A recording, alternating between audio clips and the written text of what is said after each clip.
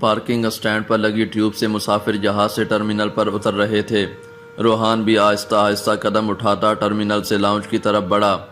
شام اپنے پر پھیلا چکی تھی۔ ہلکی ہلکی بوندا باندی نے لندن کو خوشگوار بنا دیا تھا۔ لاؤنج میں کاغذات کی کارروائی کے بعد وہ لاؤنج سے باہر نکلا تھا۔ پتھر سے بنے فرش گیلے ہو گئے تھے۔ خوبصورت مدہوش اور ٹھنڈی ہوا نے اس کا استقبال کیا تھا۔ سبیل اسے لینے آنے والا تھا مگر ابھی تک نہیں پہنچا تھا۔ وہ ویٹنگ ایریا میں رکھے پتھر کے بینچوں میں سے ایک پر بیٹھ گیا تھا۔ کندھے پر لٹکے بیگ اور ایک سوٹ کیس کے ساتھ وہ کچھ نہیں لایا تھا۔ پتھر کے بینچ پر بیٹھنے کے بعد روحان نے ایک نظر آسمان کی طرف دیکھا۔ وقت نے اس منظر کو قید کیا تھا۔ وقت یہ منظر پہلے بھی دہرا چکا تھا۔ پنجاب یونیورسٹی میں لکڑی کے بینچ پر چہرہ آسمان کی طرف کیے وہ خلاؤں میں جانے کیا ڈھونڈ رہی تھی۔ بارش کی بوندوں نے روحان کے چہرے کو چھوا تو وہ اس لڑکی کے شہر سے باہر نکلا تھا۔ کچھ من چلے لڑکے لڑکیوں کو اس نے بارش میں بھیگتے دیکھا تھا۔ وہ خود بھی تو بھیگ رہا تھا۔ وہ اپنا باطن جل تھل کرنا چاہتا تھا جو صدیوں سے کسی آگ کی بھٹی میں جل رہا تھا، لیکن اندر جلتی آگ کو بجھانا بارش کے بس میں بھی نہیں ہوتا۔ یہ بس ظاہر کو بھیگا کر سکتی ہے۔ بھڑکتے شعلوں کو کس نے دیکھا ہے؟ کتنا کچھ بدل گیا تھا۔ وہ کتنا کچھ بدل کر آیا تھا۔ روحان نے بینچ کے پچھلے حصے سے کمر ٹکائی اور آنکھیں موند لی تھیں۔ دور کہیں ہر چیز گڑمڑ ہونے لگی تھی۔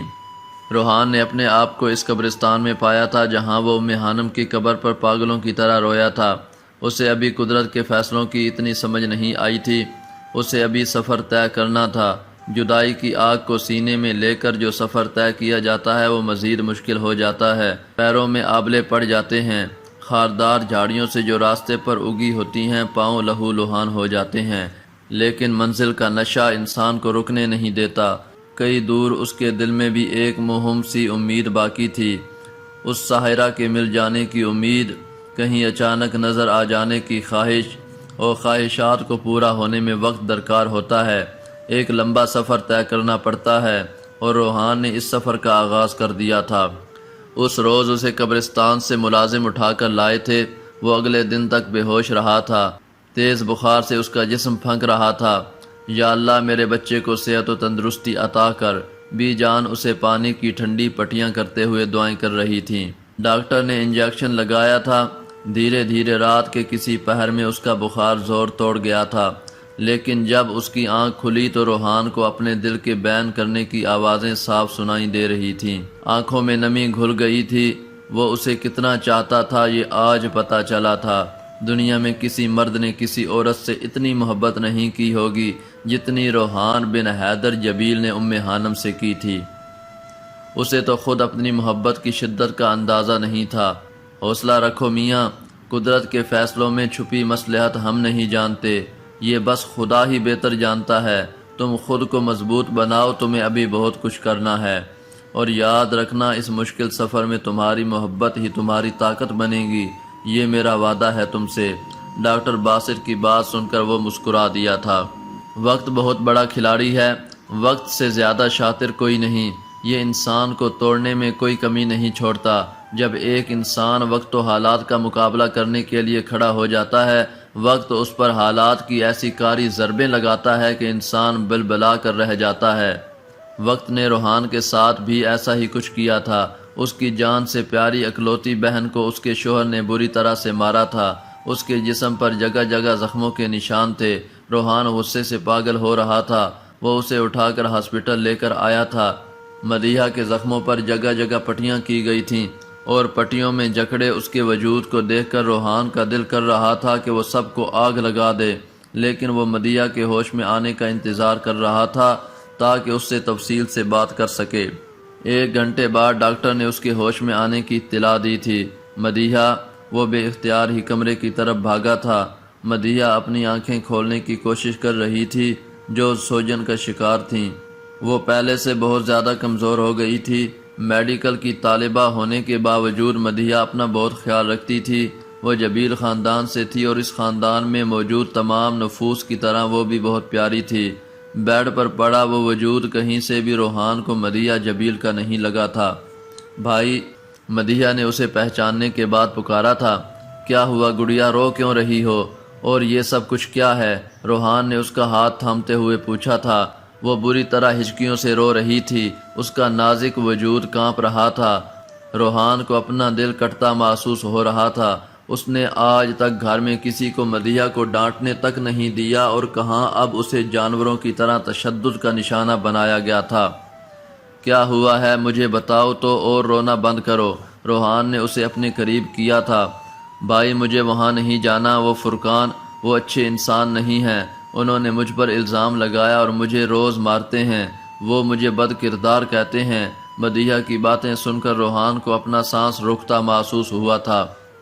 اس کے چہرے کی رگیں تن گئی تھیں، غصے کی شدید لہر اس کے پورے جسم میں پھیل گئی تھی۔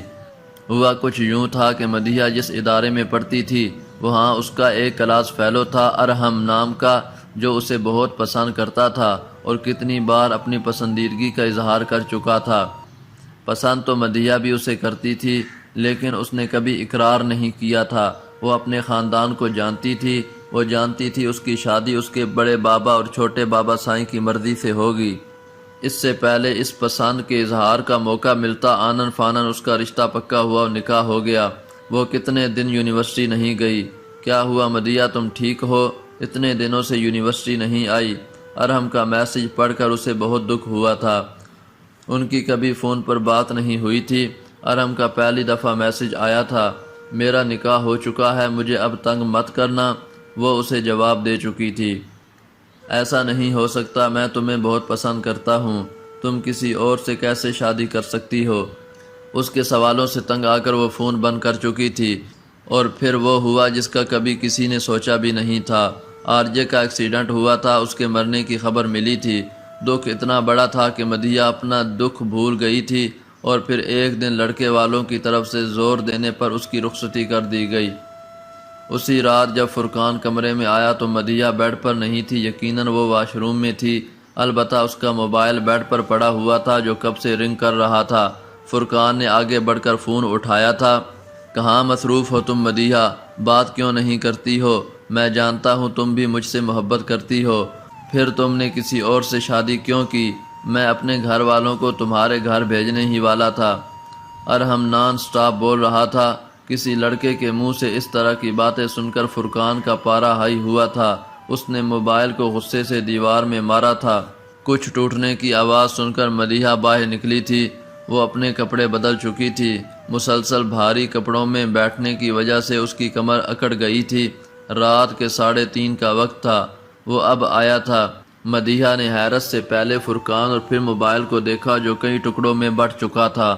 مدیحہ کو اپنی ٹانگوں کی جان نکلتی محسوس ہوئی تھی۔ سید فرقان اور کچھ نہیں بلکہ ایک پڑھا لکھا جاہل تھا۔ وہ غصے سے پھنکارتا مدیحہ کی طرف بڑھا تھا۔ اس سے پہلے وہ کچھ کہتی فرقان نے اس کے منہ پر تھپڑ مارا تھا۔ وہ نیچے گری تھی۔ مدیحہ کے تو ہوش اڑ گئے تھے۔ بد ذات عورت، میں تمہیں نہیں چھوڑوں گا، وہ اب منہ سے غلاظت بک رہا تھا۔ اور پھر یہ سلسلہ رکا نہیں تھا، سال ہونے والا تھا۔ وہ ایسے ہی فرقان کے تشدد کا نشانہ بنی تھی۔ اس کے خاندان کو وہ گھٹیا کہتا تھا، اسے بد کردار کہتا تھا۔ وہ کہتی تو کس سے کہتی؟ بی جان نے رخصتی کے وقت کہا تھا کہ اب اس کا سب کچھ فرقان ہی ہے، وہ تمہارا محافظ ہے، لیکن یہاں تو وہ اس کے لیے موت کا فرشتہ بن کر آیا تھا۔ اس کی خوش قسمتی تھی کہ آج روحان نے فون پر سب سن لیا، ورنہ مزید کچھ دنوں میں وہ مر ہی جاتی۔ اپنی بہن کے منہ سے دل دہلا دینے والی باتیں سن کر روحان کے پورے جسم میں اذیت کی لہر پھیل گئی تھی۔ بھائی مجھے فرقان کے ساتھ نہیں رہنا، وہ بہت برا ہے، میں نے کچھ نہیں کیا، وہ رو رو کر بتا رہی تھی۔ تم فکر نہ کرو، میں کرتا ہوں اس کا علاج۔ وہ ایک جھٹکے سے کھڑا ہوا تھا۔ بھائی وہ بہت خطرناک ہے، وہ آپ کو بھی نقصان پہنچائے گا۔ وہ ڈر گئی تھی۔ تم فکر نہ کرو اور پرسکون ہو جاؤ، اب سب ٹھیک ہوگا۔ وہ اس کا گال تھپ تھپا کر دروازے کی طرف بڑھا۔ اس سے پہلے وہ دروازے تک پہنچتا فرقان اندر داخل ہوا تھا۔ اس کے چہرے پر گھبراہٹ تھی، لیکن وہ خود پر قابو پا چکا تھا۔ یہاں کیوں لائے ہو اسے؟ لیڈی ڈاکٹر گھر آ جاتی، فرقان غصے سے بولا تھا۔ اس کی بات سن کر روحان کا دماغ گھوما۔ یہ کیا کیا ہے تم نے میری بہن کے ساتھ؟ روحان غصے سے سرخ آنکھیں لیے دھاڑا تھا۔ اس نے خود پر ضبط رکھنے کے لیے مٹھیاں بھینچ رکھی تھیں۔ کچھ نہیں کیا میں نے، یہ تمہاری بہن، دیکھ رہے ہو اسے، چکر چلاتی ہے دوسرے لڑکوں سے، بد کردار ہے یہ۔ فرقان کے لہجے میں حقارت تھی۔ ایک پل کے لیے روحان سن ہوا تھا۔ بد کردار ہو تم مس ام ہانم، بد کردار ہو تم۔ اس کے اپنے الفاظ اس کی سماعت سے ٹکرائے تھے۔ آج پتہ چلا تھا اسے یہ الفاظ سننا کتنا مشکل ہوتا ہے۔ اس کے الفاظ وقت نے آج اسے لوٹائے تھے۔ یہ بس ایک پل تھا، اگلے ہی پل وہ فرقان کی طرف بڑھا تھا اور ایک زوردار گھونسا اس کے منہ پر رسید کیا تھا۔ تمہاری ہمت کیسے ہوئی یہ باتیں کہنے کی؟ تم جانتے بھی ہو وہ تمہاری بیوی ہے اور تم اس پر ہی کیچڑ اچھال رہے ہو۔ روحان کا گھونسا کھا کر فرقان لڑکھڑایا تھا۔ میں جانتا ہوں وہ میری بیوی ہے، لیکن تم شاید بھول گئے ہو وہ میری ہے، میں جو چاہے کروں اور یہ ہمارا آپس کا معاملہ ہے۔ حواس بحال ہونے پر فرقان چیخا تھا۔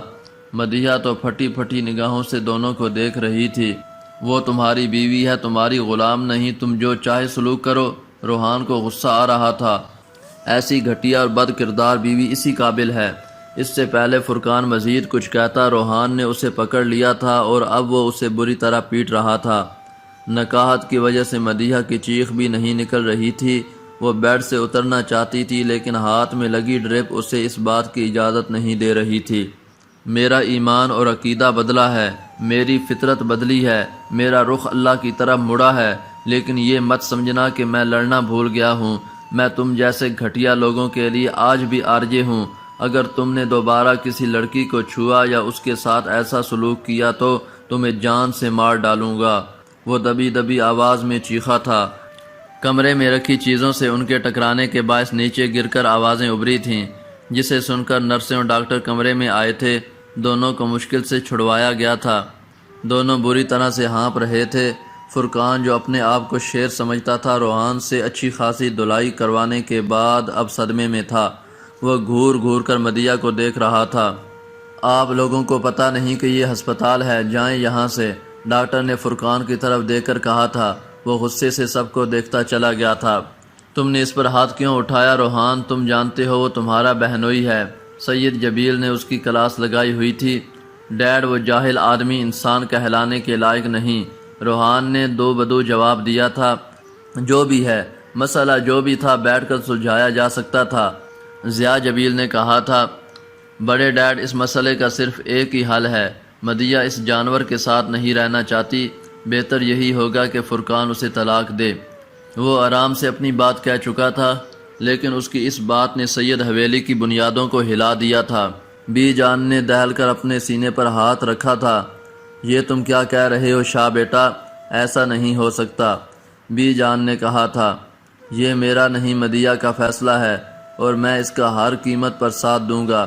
میں اسے مرنے کے لیے اس جانور کے حوالے نہیں کر سکتا، لیکن اس خاندان میں کبھی کسی نے طلاق کا لفظ استعمال نہیں کیا، اور تم کتنی آسانی سے یہ سب کہہ رہے ہو۔ سید جبیل گرجے تھے، ضروری نہیں جو پہلے نہ ہوا ہو وہ اب بھی نہ ہو۔ آپ لوگوں کو اپنی اکلوتی بیٹی پیاری ہے یا پھر اس حویلی کی روایات؟ روحان نے کاری ضرب لگائی تھی۔ وہ بنا ان کا جواب سنے باہر نکل گیا تھا۔ جو بات سالوں پہلے اسے سمجھ نہیں آئی تھی آج آ گئی تھی۔ ہانم نے تو طلاق کی بات سمجھانے کے لیے اتفاقاً اس کی بہن کا نام لیا تھا، لیکن جب آج اس پر گزری تو وہ جان گیا تھا کہ اللہ نے طلاق کو کیوں رکھا ہے۔ تم ٹھیک تھی ہانم، تم ہر بات میں ٹھیک تھی، جس پر گزرتی ہے وہی جانتا ہے۔ مجھ پر گزری تو میں نے اللہ کو جانا۔ آج جب اتنا کچھ دیکھا تو دل پھٹ سا گیا۔ جو باتیں مجھے آج سمجھ آئیں وہ تم سالوں پہلے جان گئی تھی۔ تم اللہ کے احکام کو مجھ سے پہلے سمجھ گئی تھی۔ وہ اپنے کمرے میں نم آنکھیں لیے اس کی تصویر سے مخاطب تھا۔ وہ روحان بن حیدر جبیل ہی کیا جو اپنی بات سے پیچھے ہٹ جائے یا پھر ظلم کے خلاف نہ بولے۔ حشام کو جب پتہ چلا تھا تو اس نے بھی روحان کی حمایت کی تھی اور روحان نے کر دکھایا تھا۔ فرقان نے مدیحہ کو طلاق دے دی تھی۔ آپ نے مجھ پر بہت بڑا احسان کیا ہے، میں زندگی بھر نہیں بھولوں گی۔ مدیحہ اس کے سامنے رو پڑی تھی۔ پگلی گڑیا، یہ میرا احسان نہیں بلکہ میرا فرض تھا اور میں نے اپنا فرض نبھایا ہے۔ وہ مسکرایا تھا تو مدیحہ بھی مسکرا دی تھی۔ اس کے زخم آہستہ آہستہ مندمل ہو رہے تھے۔ ہاتھ ہولا رکھنا تھا۔ روحان غلام دین بتا رہا تھا، تم نے فرقان کے جبڑے ہلا دیے۔ الشام کی بات سن کر روحان بے ساختہ ہنس دیا تھا۔ شکر کرو شامو کاکا کہ وہ بچ گیا۔ اس کا میں وہ علاج کرتا کہ ساری عمر کسی لڑکی کو ہاتھ لگانا تو درکنار دیکھتا بھی نہیں۔ روحان کو واقعی بہت غصہ تھا اس پر۔ لندن کب جا رہے ہو؟ الشام نے پوچھا تھا۔ اسے پتا تھا روحان کا یونیورسٹی آف لندن میں ایڈمیشن ہو گیا تھا۔ ابھی ایک اور کام باقی ہے، پھر کچھ دنوں تک جاؤں گا، روحان نے رازدارانہ لہجے میں کہا تھا۔ مجھے ارم پسند آ گیا ہے، میں بہت جلد ڈیڈ سے بات کروں گا، وہ پرسکون سا کہہ رہا تھا۔ مدیحہ تو اس کی بات سن کر ہونک بنی اسے تک رہی تھی۔ کیا ہوا، ایسے کیوں دیکھ رہی ہو؟ آج ہی مل کر آیا ہوں، اسے تم سے محبت کرتا ہے، خوش رکھے گا۔ روحان کی بات سن کر مدیحہ سٹپٹائی تھی۔ نہیں بھائی، مرد ذات سے یقین اٹھ گیا ہے۔ میں اب اکیلے جینا چاہتی ہوں اور اپنی پڑھائی دوبارہ شروع کرنا چاہتی ہوں۔ میری ڈاکٹری کا آخری سال ہے، میں ڈاکٹر بن کر انسانیت کی خدمت کرنا چاہتی ہوں، مدیحہ اداس لہجے میں کہہ رہی تھی۔ روحان کو حانم یاد آئی تھی۔ اس نے جو حانم کے ساتھ کیا تھا، کیا وہ کسی پر یقین کر سکتی تھی؟ نہیں، اور شاید کسی لڑکے کو انکار کرنے کی وجہ سے اس نے حانم کا چہرہ جلا دیا ہوگا۔ یہ خیال اتنا تکلیف دہ تھا کہ وہ آنکھیں بند کر گیا تھا۔ اسے اپنا دل کرلاتا ہوا محسوس ہو رہا تھا۔ اسے اپنے اندر سے دل کے رونے اور چیخنے کی آوازیں صاف سنائی دیتی تھیں۔ چلو ٹھیک ہے، جتنا وقت چاہے لے لو، لیکن تمہارا فیصلہ ارحم کے حق میں ہونا چاہیے، وہ تمہارے انتظار میں ہے۔ روحان نے اس کا گال تھپ تھپایا اور کمرے سے باہر نکل گیا تھا۔ وہ نہیں چاہتا تھا کہ مدیحہ اس کی آنکھوں میں نمی دیکھے۔ وہ جو بچھڑا تو یہ رمز بھی اس نے سمجھائی۔ روح ایسے نکلتی ہے، لوگ یوں مرا کرتے ہیں۔ مدیحہ کی عدت پوری ہونے کے بعد وہ لوگ منگنی کے لیے آئیں گے۔ مجھے امید ہے آپ ڈیڈ اور بڑے ڈیڈ دونوں کو سمجھا لیں گی، روحان بی جان کا ہاتھ پکڑے انہیں بتا رہا تھا۔ روحان کے لہجے میں نرمی تھی۔ بی جان حیرت سے اسے دیکھ رہی تھی۔ یہ لڑکا پل پل میں رنگ بدلتا تھا، کبھی اتنا غصہ کہ سب کچھ تہس نہس کر دے، اور کبھی بے حد شفیق۔ تم اتنے بڑے کب سے ہو گئے ہو؟ بی جان نے اس کے چہرے کو چھوتے ہوئے پوچھا۔ بھی 3 سال پہلے کی تو بات تھی، وہ دوستوں کے ساتھ آوارہ گردی کیا کرتا تھا۔ گٹار کندھے پر لٹکائے سیٹی بجاتا وہ آس پاس کے لوگوں کو رک کر دیکھنے پر مجبور کر دیتا تھا۔ وہ تب بھی لوگوں کو شاک کر دیتا تھا اور آج بھی ٹھٹکنے پر مجبور۔ وہ کیا تھا بی جان بھی سمجھ نہیں پائی تھی۔ وقت اور حالات انسان کو بہت جلد سب سمجھا دیتے ہیں بی جان، اور مجھے افسوس ہے میرے معاملے میں وقت نے تھوڑی دیر کر دی، وہ شرارت سے کہہ رہا تھا۔ خوش رہو، سلامت رہو، آمین، بی جان نے اس کی پیشانی چومتے ہوئے صدق کے دل سے دعا کی تھی۔ ماموں جلدی واپس آنا، آپ کے لیے ممانی بھی ڈھونڈنی ہے، مقدس آپی کے بیٹے ریان نے اس کا ہاتھ کھینچتے ہوئے کہا تھا۔ وہ سب لوگ ایئرپورٹ پر موجود تھے۔ روحان لندن جا رہا تھا۔ سید جبیل نے اسے زور سے گلے لگایا تھا۔ روحان کو بہت سکون ملا تھا۔ سب بہت خوش تھے اور ساتھ ہی اداس بھی۔ ممانی آپ کے ماموں نے ڈھونڈ لی ہے، دعا کرو بس وہ ماموں کو مل جائے، مقدس آپی نے ریان کو سمجھایا تھا۔ ریالی ماموں؟ پہلے نہیں بتایا آپ نے؟ ریان شرارت سے پوچھ رہا تھا۔ روحان بس مسکرا دیا۔ وہ عجیب کشمکش کا شکار تھا۔ کبھی کبھی وہ مان لیتا تھا کہ حانم مر چکی ہے، اور کبھی کبھی دل بغاوت کر جاتا تھا۔ وہ مجھے ملے نہ ملے، وہ یہاں بستی ہے اور یہیں رہے گی، روحان نے اپنے دل کی طرف اشارہ کر کے مقدس آپی کی بات کا جواب دیا تھا۔ وہ اس بات میں سر ہلا گئی تھیں۔ ایک بہت بڑی دنیا جس میں روشنی کم اور اندھیرا زیادہ ہے تمہارے انتظار میں ہے۔ یہ ایک نیا سفر ہے۔ النور انٹرنیشنل مسلم سکول کو تم نے سنبھالنا ہے، اور پہلے اس قابل بننا ہے کہ تم النور کی رہنمائی کر سکو، ڈاکٹر باسط نے اسے کندھوں سے پکڑتے ہوئے کہا تھا۔ ان کا لندن میں ایک انٹرنیشنل اسلامک سکول تھا جس کا نام النور تھا، جہاں نئے مسلمان ہونے والے لوگوں کے لیے رہنے کی جگہ تھی جنہیں ان کے خاندان قبول نہیں کرتے تھے۔ مسلمان بچوں کی تعلیم و تربیت کی جاتی تھی، اور ہر ویکنڈ پر النور میں بہت بڑا اجلاس ہوتا تھا جس میں نان مسلم اور ملحد لوگوں کے اسلام پر اعتراض اور مختلف سوالات کے جواب دیے جاتے تھے۔ اس اجلاس میں دنیا کے بہترین مسلم سکالرز اپنا لیکچر دیتے تھے۔ انشاءاللہ، روحان نے گہرے یقین سے کہا تھا۔ خیر سے جاؤ اور کامیاب لوٹو، مقدس آپی نے اسے دعا دی تھی۔ پاکستان میں بھی موسم ابر آلود تھا۔ اس کی فلائٹ میں بس 15 منٹ باقی تھے۔ اپنے غصے پر قابو رکھنا سیکھو۔ غصہ انسان کی سوچنے سمجھنے کی صلاحیت کو ختم کر دیتا ہے۔ جانتا ہوں ابھی تم سیکھنے کے مراحل میں ہو، لیکن تم سب سے الگ، سب سے خاص ہو۔ جاؤ برخوردار، جاؤ اور فتح کر لو، تمہارا سب سے بڑا ہتھیار محبت ہے۔ ڈاکٹر باسط نے اسے گلے لگایا اور وہ نم آنکھوں سے مسکرا دیا تھا۔ اس سے پہلے کہ بارش تیز ہو ہمیں نکلنا چاہیے، ضیاء جبیل نے کہا تھا۔ وہ سب اپنی گاڑیوں کی طرف، جبکہ روحان اندر کی طرف بڑھ گیا تھا۔ سوری آرجے، میں تھوڑا لیٹ ہو گیا، کورٹ میں کچھ کام تھا۔ سبیل نے اسے پہچان لیا تھا، وہ بارش میں بیٹھا بھیگ رہا تھا۔ روحان نے اس کے اوپر چھاتا کیا تھا جو گہری سوچ میں غرق تھا، اس کی آنکھیں بند تھیں۔ آرجے، سبیل نے اسے کندھوں سے پکڑ کر ہلایا۔ وہ چونک کر ماضی سے حال میں واپس آیا تھا۔ ہاں، وہ لندن پہنچ چکا تھا۔ سوری آنکھ لگ گئی تھی شاید۔ روحان اٹھ کر سبیل کے گلے لگا تھا جسے وہ سالوں بعد مل رہا تھا۔ کمال ہے بھائی، اتنی تیز بارش میں جو انسان کو چہرے کو چھو رہی ہو اور برف جما دینے والی ٹھنڈ میں تمہیں نیند کیسے آ گئی؟ سبیل نے پوچھا تھا۔ میرا تعلق محبت کے قبیلے سے ہے اور محبت کرنے والوں کو آس پاس کی دنیا کی کوئی خبر نہیں ہوتی۔ روحان پھیکی سی ہنسی ہنس دیا تھا۔ گریٹ، تو مسٹر محبت کے دیوتا گھر چلیں، کیونکہ یہاں پر بہت سی محبت کی دیویاں تمہیں کسی اور دنیا میں پہنچے ہوئے دیکھ کر کافی دیر سے حیرت سے تمہیں تک رہی ہیں، اور ایسا نہ ہو کہ محبت کا دیوتا انہیں پسند آ جائے اور پھر مشکل ہو جائے۔ سبیل کی بات سن کر روحان نے حیرت سے ارد گرد دیکھا تھا۔ پتھر کے بینچوں پر چھاتا لیے اسے کچھ لڑکیاں نظر آئی تھیں جو اسے ہی گھور کر دیکھ رہی تھیں۔ لا حول ولا قوہ، روحان بڑبڑایا تھا۔ اس بات پر دونوں کا کہا ابھرا تھا اور وہ دونوں ہنستے ہوئے گاڑی کی طرف بڑھ گئے تھے۔